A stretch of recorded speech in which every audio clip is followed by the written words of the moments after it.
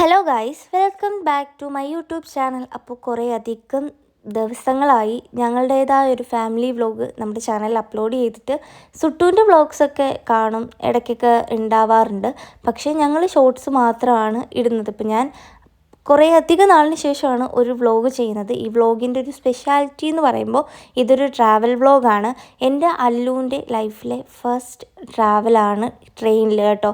അപ്പോൾ അല്ലു ജനിച്ചു കഴിഞ്ഞ് ഞാനും ആദ്യമായിട്ടാണ് ട്രെയിനിൽ പോകുന്നത്. അപ്പോൾ വിചാരിച്ചു ഇത് എന്നത്തേക്കും ഒരു ഓർമ്മയായിരിക്കും, അതുകൊണ്ടൊരു വ്ലോഗ് എടുത്തു വെക്കാമെന്ന്. അങ്ങനെ എടുക്കുന്ന ഒരു വ്ലോഗാണ് കേട്ടോ. ഞാൻ ഏകദേശം ഒരു 11 മാസമായി ട്രെയിനിൽ കയറിയിട്ട്. അല്ലു ജനിച്ചിട്ട് 11 മാസമായി കേട്ടോ. അടുത്ത മന്ത് അവൻ്റെ ബർത്ത്ഡേ ആണ്. എന്തായാലും ഒരു വർഷം പോയ പോക്കൊന്നും എനിക്ക് ചിന്തിക്കാൻ പോലും, എത്ര പെട്ടെന്നാണ് ഒരു വയസ്സായെന്ന് ഓർക്കാൻ പോലും പറ്റുന്നില്ല കേട്ടോ. അങ്ങനെ ഞാൻ എക്സ്പെക്റ്റ് ചെയ്തത് അല്ല, ഞാൻ പ്രെഡിക്റ്റ് ചെയ്ത ഒരു ട്രാവൽ അല്ലായിരുന്നു ഇത് കേട്ടോ. കാരണം ഞാൻ എക്സ്പെക്റ്റ് ചെയ്തത് ഇങ്ങനെയല്ലായിരുന്നു. പ്രത്യേകിച്ച് അല്ലുവിൻ്റെ കാര്യത്തിൽ. അല്ലു ഇത്രയും നാൾ ട്രാവൽ ചെയ്തതിൽ നിന്നും വെരി ഡിഫിക്കൽട്ട് പേഴ്സൺ ആയിരുന്നു. കാരണം അവനൊരു 40 ദിവസം തൊട്ട് അവൻ ട്രാവൽ ചെയ്യുന്ന ആളാണ്, പ്രത്യേകിച്ച് കാറിൽ. കാരണം എറണാകുളം ടു ഒറ്റ സ്ട്രെച്ച് ഞങ്ങൾ ട്രിവാൻഡ്രം വരെ വന്നിട്ടുണ്ട്. അതും അപ്പോൾ ഒക്കെ കുഞ്ഞു പിള്ളേർക്ക് കാണുന്ന ഒരു വിധത്തിലുള്ള ബുദ്ധിമുട്ടും അവൻ ഇതുവരെയും കാണിച്ചിട്ടില്ല കേട്ടോ. അതുകൊണ്ട് തന്നെ ഞാൻ വിചാരിച്ചൊരു കാര്യം എന്ന് പറയുമ്പോൾ, ട്രെയിനിലല്ലേ, ഒരു വിഷയം കാണത്തില്ല, ആൾ അടിപൊളിയായിരിക്കും എന്നായിരുന്നു എൻ്റെ എക്സ്പെക്റ്റേഷൻ. പക്ഷേ ട്രെയിനിൽ കയറി ഒരു 2 മണിക്കൂർ കഴിഞ്ഞപ്പോൾ എൻ്റെ പൊന്നോ, ഇതുവരെയും ഞാൻ കണ്ട ഒരു അല്ലുവേ അല്ല. പ്രത്യേകിച്ച് ട്രാവൽ ചെയ്യുമ്പോൾ ഞാൻ കണ്ട ഒരാളേ അല്ല അവൻ നേരെ തിരിച്ചായിരുന്നു. അവൻ ആ ട്രെയിനിൽ വെളിയിൽ എന്ന് വെച്ചാൽ നമ്മൾ സ്ലീപ്പർ എടുത്താണ് പോകുന്നത്. അതാണ് ഏറ്റവും വലിയൊരു പോസിറ്റീവായിട്ടുള്ള കാര്യം എന്ന് വെച്ചാൽ. കാരണം സ്ലീപ്പറും കൂടെ അല്ലായിരുന്നെങ്കിൽ എൻ്റെ അവസ്ഥ ഒരു പക്ഷേ പരിതാപകരമായിരിക്കും കേട്ടോ. തിരിച്ച് വന്നപ്പോൾ ലോക്കലിലായിരുന്നു, വലിയ തിരക്കില്ല, എങ്കിലും വല്ലാത്ത ബുദ്ധിമുട്ടായിരുന്നു കേട്ടോ. അപ്പോൾ അങ്ങോട്ട് പോയ സമയത്താണെങ്കിലും സ്ലീപ്പർ ആയതുകൊണ്ട് തന്നെ നമുക്ക് നമ്മുടേതായ ഒരു കംഫർട്ട് സ്പേസ് കിട്ടും. പിന്നെ കുഞ്ഞിന് ഫീഡ് ചെയ്യുന്നത് കൊണ്ട് കുറച്ച് ബുദ്ധിമുട്ടായിരുന്നു. പിന്നെ ബുദ്ധിമുട്ടെന്ന് പറയാനും നമ്മളുടെ അപ്പുറം ഒക്കെ തന്നെ നമ്മുടെ റിലേറ്റീവ്സൊക്കെ തന്നെ ആയതുകൊണ്ട് വലിയ വിഷയമില്ല. എങ്കിലും പ്രശ്നമാണോ എന്ന് ചോദിച്ചാൽ, മാക്സിമം എനിക്ക് ഒരു 2 വയസ്സ് വരെ നമ്മൾ ട്രെയിൻ യാത്ര ഒന്നെങ്കിൽ അത്രയ്ക്കും സേഫായിട്ട് നല്ല AC കമ്പാർട്ട്മെൻറ്റൊക്കെ ആണെങ്കിൽ കുഴപ്പമില്ലാന്ന് തോന്നി. ഞാനിതുവരെ AC കമ്പാർട്ട്മെൻറ്റിൽ കയറിയിട്ടില്ല, ആകെ ഒരു തവണ കയറിയിട്ടുള്ളൂ. പക്ഷെ അത് എനിക്ക് ഓർമ്മ പോലും ഇല്ല കേട്ടോ. ഞാനിങ്ങനെ വാതിക്കൽ നിൽക്കുമായിരുന്നു. കാരണം ഇതുപോലെ ഞങ്ങൾക്ക് കായംകുളം ടു ട്രിവാൻഡ്രം അതൊരു ട്രിപ്പായിരുന്നു. ആ ടൈമിൽ ആ TTRൻ്റെ നന്മ കൊണ്ട് മാത്രം ആ ഒരു AC കമ്പാർട്ട്മെൻറ്റിൻ്റെ വാതിലിൽ ഞങ്ങൾക്ക് നിൽക്കാൻ പറ്റി കേട്ടോ. അങ്ങനെ ഞാൻ കണ്ടതിൽ വെച്ച് ഏറ്റവും വേസ്റ്റ് ഒരു ട്രിപ്പായിരുന്നു എൻ്റെ. അയ്യോ, രാത്രി ഇരുട്ടി വെളുക്കുന്നിടം വരെയും അല്ലു എന്നെ ഒരുപോലെ കണ്ണടയ്ക്കാൻ സമ്മതിച്ചിട്ടില്ല. കാരണം ഞാൻ കണ്ണടച്ച് കഴിഞ്ഞാൽ പിന്നെ അവൻ ബഹളമാണ്. പക്ഷെ അവൻ്റെ ഡാഡ അടുത്ത് ആൾ ഓക്കെയാണ്. പക്ഷെ എങ്കിലും ഡാഡ അടുത്തായാലും ആൾക്കൊട്ടും പറ്റുന്നില്ലായിരുന്നു കേട്ടോ. ഈ ഇരിക്കുന്നത് 6 മണിക്കാണ് ഈ ആൾ ഡാഡ അടുത്തിരിക്കുന്നത് കേട്ടോ. പുള്ളിക്കാരൻ ഉറക്കവേ ഇല്ല. കായംകുളം തൊട്ട് മംഗലാപുരം വരെയുള്ള എല്ലാ സ്റ്റേഷനും, ഞങ്ങൾ മലബാറിനാണ് പോയെന്ന് തോന്നുന്നു കേട്ടോ. മലബാറോ മാവേലി എനിക്ക് ഓർമ്മയില്ല, ഏതോ ഒരു ട്രെയിനാണ്. പക്ഷെ ആ ട്രെയിനിൽ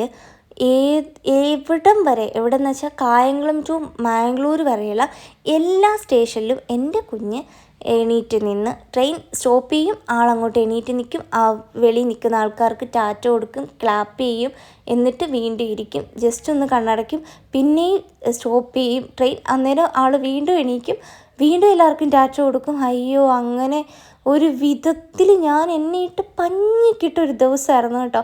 ഞാൻ അതോടെ തീരുമാനിച്ചു, ഇനി ഒരു ട്രെയിൻ യാത്രയ്ക്ക് എന്നെക്കൊണ്ട് കഴിയില്ല ബാല. കാരണം ഇനി ഒരു ട്രെയിൻ യാത്രയെന്ന് എനിക്ക് സങ്കല്പിക്കാൻ പോലും പറ്റത്തില്ല. ഞാൻ വെറുത്ത് പോയി. കാരണം പുള്ളിക്കാരനെ കൊണ്ട് ഒന്നെങ്കിൽ എണീറ്റ് നിൽക്കണം, നടക്കണം, അല്ലെങ്കിൽ അവനെ താഴെ ഇറക്കി വിടണം. നമുക്ക് ട്രെയിനാണ്, വേറെ എന്താണെങ്കിലും നമുക്ക് താഴെ ഇറക്കി വിടാം, ട്രെയിനാണ്, അതുകൊണ്ട് നമുക്ക് ഇറക്കി വിടാൻ പറ്റുമോ? അങ്ങനെ കുറേ ബുദ്ധിമുട്ടി ഗൈസ്. അങ്ങനെ രാവിലെ ഞാനിങ്ങനെ മനസ്സിൽ പറഞ്ഞുകൊണ്ടിരിക്കുകയാണ്, പടച്ചോനെ 7 മണിയാവണേ, അല്ലെ 8 മണിയാവണേ, എങ്ങനെയെങ്കിലും രാവിലെ ആകണേന്ന് പ്രാർത്ഥിച്ച് രാവിലെ ആയി ഗൈസ്. അങ്ങനെ രാവിലെ ആയപ്പോൾ ആൾ ഇടയ്ക്കിടയ്ക്ക് ഉറങ്ങുന്നുണ്ടായിരുന്നു കേട്ടോ. അപ്പോഴേക്ക് ഞാൻ ഇവനെ ഉറക്കത്തില്ല ഏട്ടാ. അതുപോലെ ഇച്ചായും പറയായിരുന്നു ഇവനെ ഉറക്കുന്ന ഒരു പ്രശ്നമില്ലായിരുന്നു കേട്ടോ. അങ്ങനെ ഞങ്ങൾ പോയ കാര്യങ്ങളൊക്കെ അൽഹംദുലില്ലാ കഴിഞ്ഞ് അവിടെ നിന്ന് നേരെ ഞങ്ങൾ ഉള്ളാളം പള്ളിയിൽ വന്നിട്ടുണ്ടായിരുന്നു കേട്ടോ.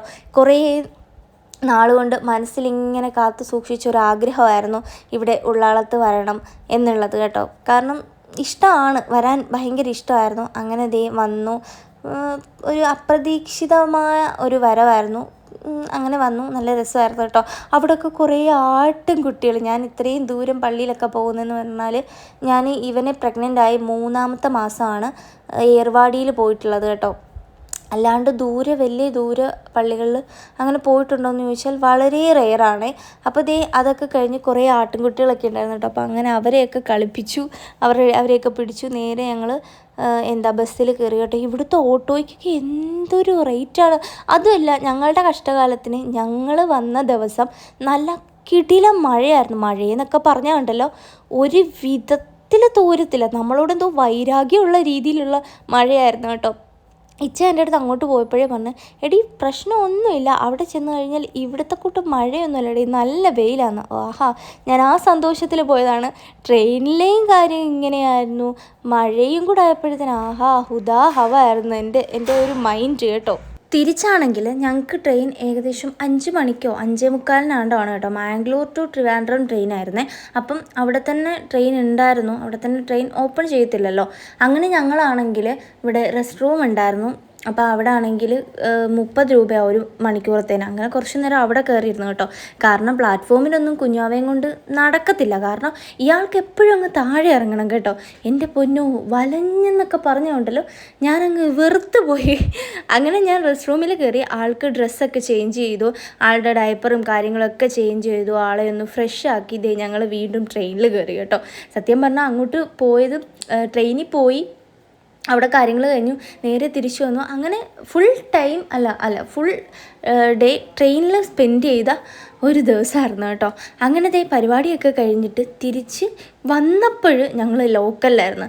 എൻ്റെ പൊന്നു കൈ, സത്യം പറയാലോ, അങ്ങ് ഒരുമാതിരി ചത്ത അവസ്ഥയായിരുന്നു. അങ്ങനെ പടച്ചോനെ എങ്ങനെയെങ്കിലും ഒന്ന് വീടെത്തിയാൽ മതി എന്ന് പറഞ്ഞ് ലാസ്റ്റ് വീടെത്തി സുട്ടുവിനെയൊക്കെ കണ്ട്. അപ്പോഴും വീടെത്തിയപ്പോൾ 5 മണി കഴിഞ്ഞ്. എന്നിട്ട് ഇവനാണെങ്കിൽ അങ്ങോട്ട് ഉറങ്ങുന്നില്ല. ആളാണെങ്കിൽ പിന്നെയും കളിയാണ് കേട്ടോ. എന്തായാലും എങ്ങനെയൊക്കെയോ ആളെ പിടിച്ചു കിടത്തി ഉറക്കി.